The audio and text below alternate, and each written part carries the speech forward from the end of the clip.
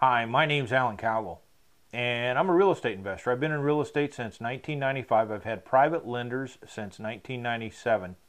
And one of the items out there that folks should ask about is the two categories that you fall into. And as a real estate investor, I'd like to talk to you about that right now. You got two options, and I'm just going to call these Option A and Option B. Option A is what I call family, friends, and associates. What the SEC calls this is prior relationships. And what they consider a prior relationship is somebody that you've known for 30 days and you've had 3 touches or 3 contacts with. But I like the word family, friends, and associates because it gives you a definitive look at who you can work with. Family, people that you know, or associates, maybe your doctor or whatever. But if you're working with this Option A that I'm giving you right now, you have no filing in all states except for 13. So in my state, I can go out and get a private lender instantly. And most of you can too. Now in 13 states, New York and Pennsylvania come to mind, you've got a form.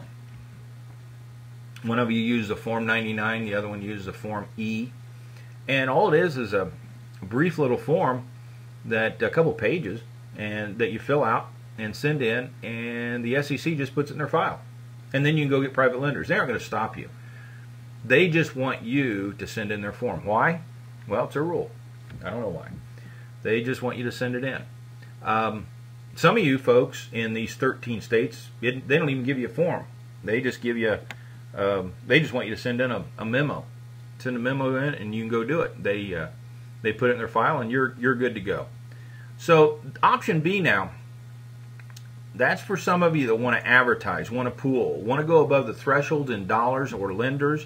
You must file, and I don't want you to go it alone. Here, I want you to go with an SEC attorney. Now, if you're an Option A, you don't need an SEC attorney.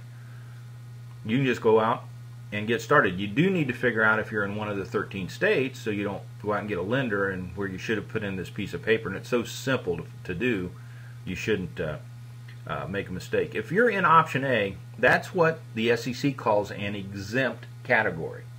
That means you can go out and get private lenders at will as long as you stay within what I call the sandbox, the parameters that I just gave you. If you're on Option B, then that's called a registered securities.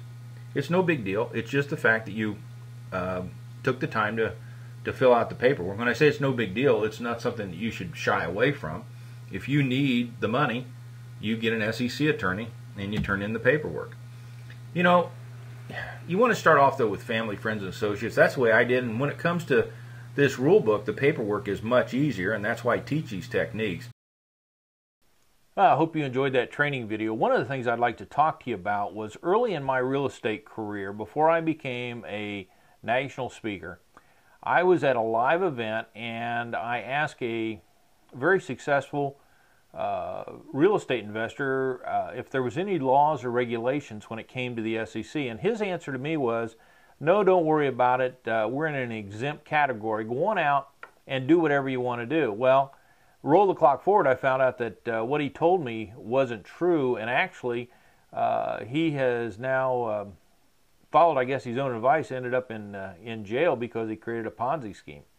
So when I started to teach, I realized that I needed to deliver accurate information to my students. So I paid an attorney to go out and research every state in the United States and gather up the information on the SEC and how it impacts real estate investors when they borrow money from private lenders. And coming out of that, I produced this little booklet. It's a 60-page booklet on the SEC compliance questions and answers. My goal here was to answer your questions about how the SEC impacts your life, and along with this, I recorded my attorney. I've got an audio with my attorney, and there's a form CD on disclosures and disclaimers that you need to have when you're a real estate investor and you're dealing with private lenders and you're looking for private money. One of the things I'd like to have you do is go to privatelendingsite.info, not .com, but .info, privatelendingsite.info, and just take a few minutes to take a look at this. Maybe it's something that you should add into your library to make you successful, well, to your wealth.